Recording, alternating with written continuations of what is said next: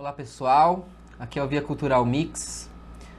Vamos começar hoje a nossa segunda aula. Eu sou o Pietro de Pompei, professor, e na aula de hoje a gente vai falar sobre materiais acessíveis e tipos de materiais para começar.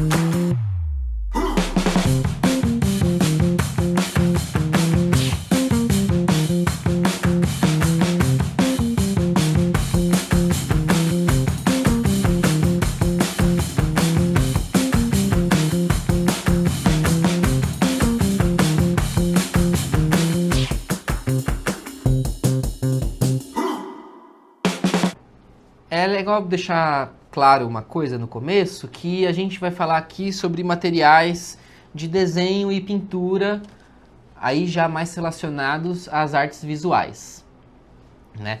Mas você pode usar esses materiais, como a gente viu na primeira aula das aulas das artes integradas, você pode usar esses materiais para integrar com qualquer outro tipo de arte, seja na dança, seja na música, fiquem à vontade, né? Mas esses materiais que a gente vai ver hoje, eles são materiais de desenho e pintura, né? Então você começou a desenhar, pintar, você quer se expressar de alguma forma visualmente e você não sabe exatamente por onde começar, qual material comprar, o que você precisa, né? É legal no começo a gente entender primeiro qual que é a nossa vontade, né? O que você quer, se você gosta de cores, se você gosta de uma coisa mais preta e branca, se você quer uma coisa mais rápida, mais dinâmica, ou uma coisa mais demorada. Porque existem muitos tipos de tinta. Vão existir tintas que, por exemplo, demoram bastante para secar, que é o exemplo, por exemplo, da tinta a óleo, né? É uma tinta que demora muito tempo para secar, você pode usar até alguns secantes juntos, mas ela vai demorar para secar, você consegue trabalhar por cima, consertar melhor as coisas. Você vai ter a tinta acrílica que é a base de água, ela seca bem mais rápido. Você tem a têmpera, que é uma tinta à base de ovo. Você tem cáustica, que é tinta à base de cera, né? Porque o que configura essa coisa de tinta, né? A tinta nada mais é do que algum tipo de pigmento, seja ele natural ou não, né? O que é o pigmento? O pigmento é pigmento, é alguma cor, é alguma coisa colorida, triturada, você transforma ela num pozinho assim e vira um pigmento. Você consegue fazer pigmentos de muitas formas.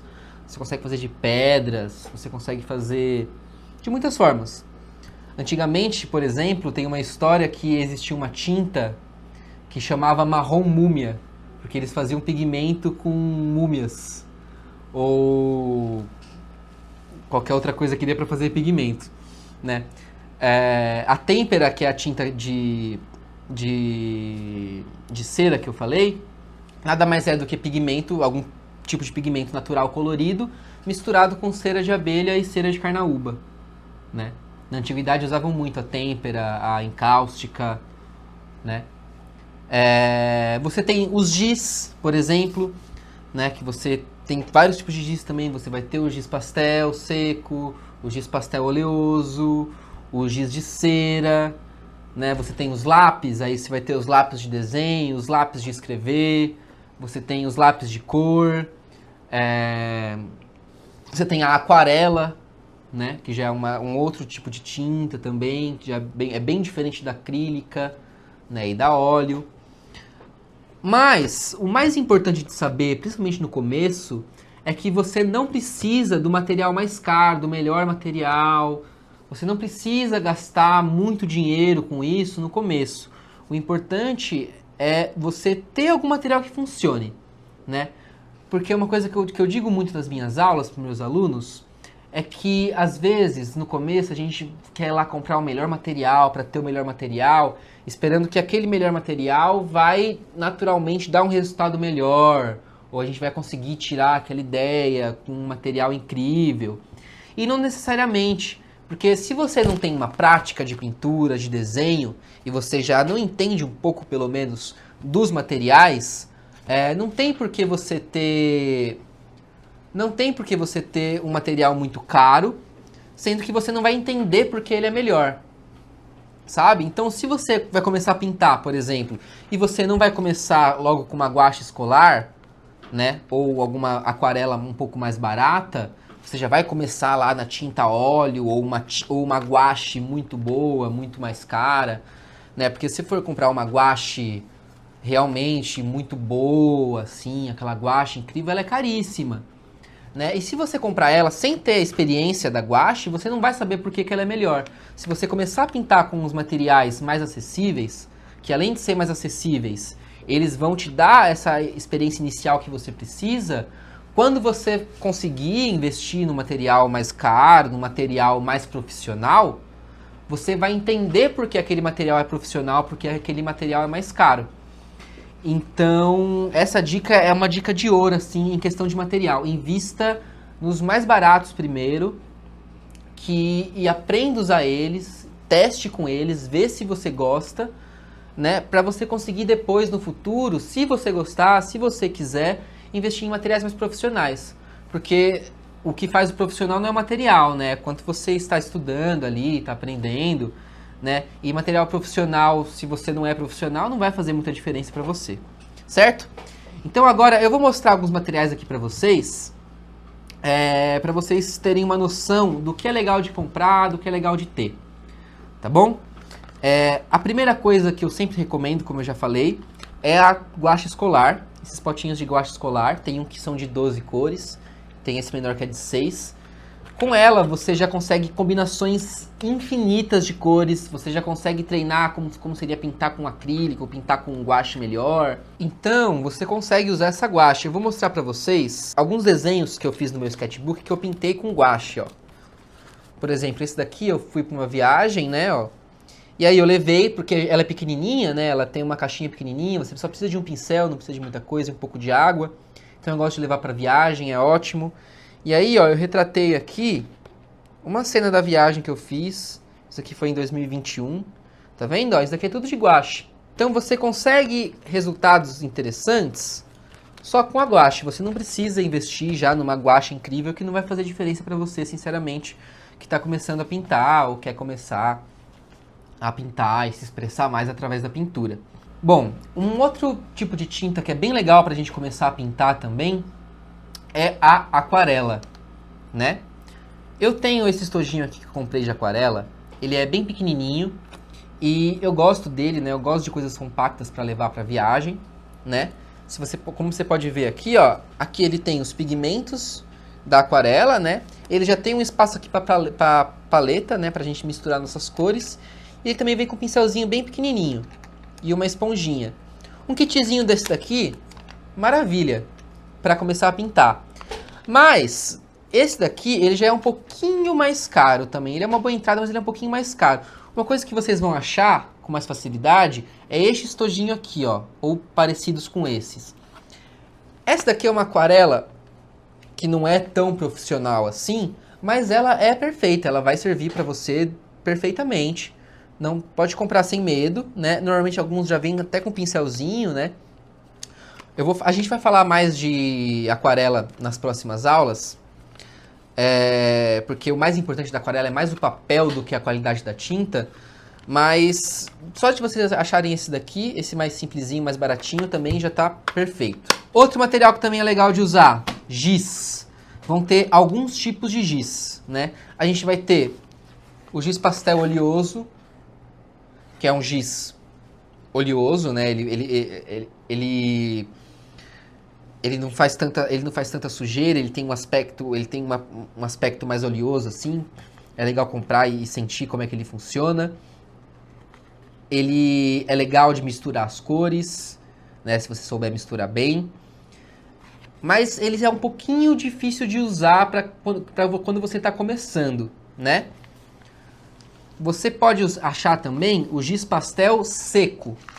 Esse daqui, diferente do oleoso, ele é seco, ele faz um pozinho assim, ele faz mais sujeira. Ele é bem legal de usar em superfícies escuras ou quando você precisa de cores mais vivas. Você consegue também passar o dedo nele. Eu vou mostrar para vocês um pouquinho depois como é que funciona, alguns jeitos de usar, né? Você pode achar até uns mais profissionais assim, que são esse daqui, que é um pouquinho mais caro. Mas esse daqui, ó, ele é bem baratinho e ele também serve do mesmo jeito, é bem parecido. Eu vou mostrar depois também para vocês, né? Giz pastel seco. Mas, para começar mesmo, o bom e velho giz de cera. Giz de cera que você usava na escola, você usa na escola. Tem jeitos certos de usar o giz de cera, né? Mas ele é uma ótima porta de entrada para o giz. Então, giz de cera também está ótimo para você começar a pintar, desenhar e se expressar aí com a arte. Certo? Eu vou mostrar para vocês no papel agora um pouquinho dessas tintas e giz que eu falei para vocês verem como é que eles funcionam. Uma outra coisa que a gente pode usar também para preparar nossa folha para pintar, né, são coisas que você tem em casa. Então, você consegue fazer aquarela, por exemplo. Sim, você pode fazer sua própria aquarela. Se você tiver algum pigmento que se misture com a água, você pode fazer sua aquarela, né? Eu lembro que um dia eu fui viajar, eu achei umas pedras coloridas, assim, que soltavam um pigmento, uma argila. Eu consegui fazer aquarela com aquilo, né? Você pode usar terra, né? Uma coisa que eu gosto muito de usar para fazer aquarela é papel crepom.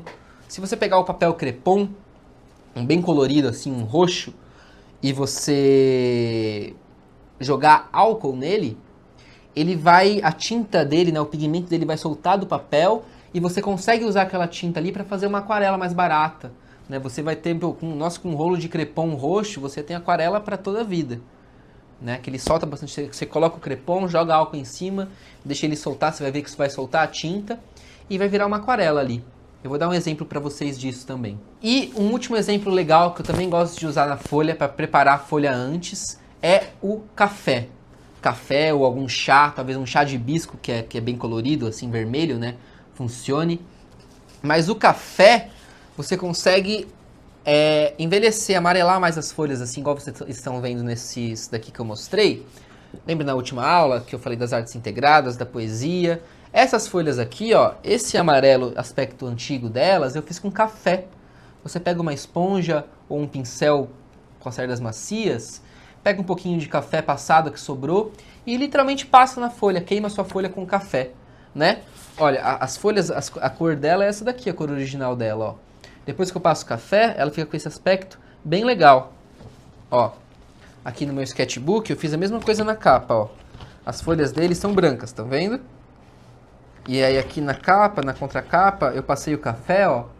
E aí é legal que quando você passa o café, você consegue usar o famoso lápis branco, que ninguém sabe como é que usa o lápis branco, para quê? Como é que eu vou usar o lápis branco se a folha é branca?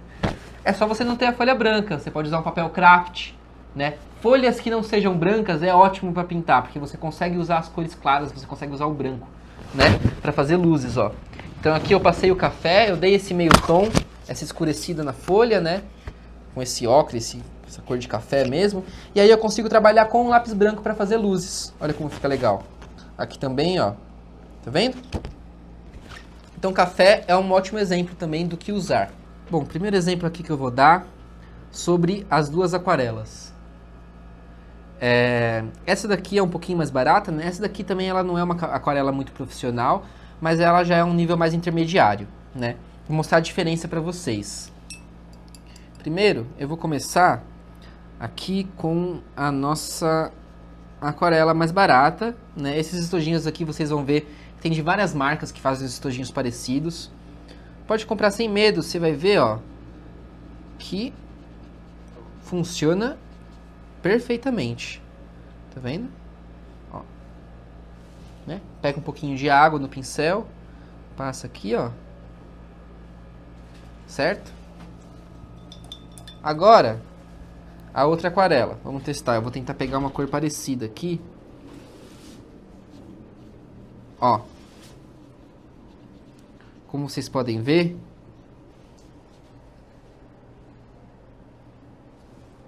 as duas são bem legais, né? Essa daqui realmente ela tem um nível mais intermediário, né? Mas para você que está começando, essa daqui não vai fazer diferença. Como você pode ver, a cor dela tá até mais viva aqui, né? Essas tintas aqui, elas têm essa característica que as cores delas são bem contrastadas, assim, elas são bem vivas, esses estojinhos aqui. Então pode comprar sem medo. O próximo exemplo que a gente tem aqui são os giz, né? Esse daqui, no caso, é o giz pastel oleoso, certo? Como vocês podem ver, ele tem uma cor bem fechada, ó. Você pode passar um pouco do dedo, você vê que dá um efeito, né? Você sente que ele é oleoso, você consegue diluir ele com óleo de linhaça, algum tipo de óleo, né? Foi o que eu usei para fazer aquele exercício da primeira aula, ouvindo música, né? A gente tem o giz pastel seco, que são esses daqui. Eu vou dar primeiro o exemplo desse daqui, que é um pouquinho mais intermediário, né, de qualidade. Você pode passar aqui, você pode passar ele de lado assim também, ó. Você vê que o seco, ele, ó, você consegue passar mais o dedo. Ele fica bem pigmentado, tá vendo, ó? O oleoso, não tanto. O oleoso, ele é mais oleoso, assim. Esse daqui não, ele tem como se fosse uma areiazinha, sabe? Ele é bem farelinho, assim. Ele faz até uma sujeirinha, uns farelinhos, parece areia. Tá vendo, ó? Você consegue resultados bem legais com ele. Eles têm uma cor viva, uma cor bonita. Eu vou usar o giz aqui, ó. Desse daqui que é um pouquinho mais baratinho, bem de entrada mesmo. Ó, como você pode ver, ele também funciona perfeitamente. Certo? Você não sendo profissional, não tem por que você gastar dinheiro com uma coisa muito mais cara, sendo que o resultado vai ser muito parecido. Tá vendo? Então, esse é o giz pastel seco. E, para terminar os giz, a gente tem o giz de cera, famoso giz de cera que a gente usa na escola, né? Ó. O giz de cera você não consegue fazer o blend dele, né? Você não consegue passar com o dedo assim, ó. Tá vendo? Essa cor que deu no fundo é porque meu dedo tá vermelho. Mas você não consegue. Mas eu vou passar uma dica bem legal pra vocês aqui. O giz de cera, quando a gente tá pintando, se a gente pinta muito forte, ele fica com essas marcas aqui, tá vendo? Essas marcas. O que você faz pra tirar essas marcas? Pega a sua unha ou alguma coisa pra raspar e raspa, ó. Que ele vai ficar mais suave, olha aqui, ó. Estão vendo? Certo? Então, o giz de cera escolar mesmo assim, ele também, a gente consegue ótimos resultados com ele. E, para finalizar, o que eu quero mostrar para vocês é o café, que eu falei que é legal de passar na folha, certo? Então, você pode ou passar na folha para deixar ela com aspecto mais antigo, dar esse meio tom para você conseguir usar o branco. Então você passa na folha inteira, ou você pode usar em áreas específicas. Então, por exemplo, passou o pincel ou uma esponja ou o que for, vem aqui na folha, ó, e passa nela. Então você pode passar na folha inteira ou cobrir uma área específica, usar como se fosse uma tinta mesmo, ó. Tá vendo?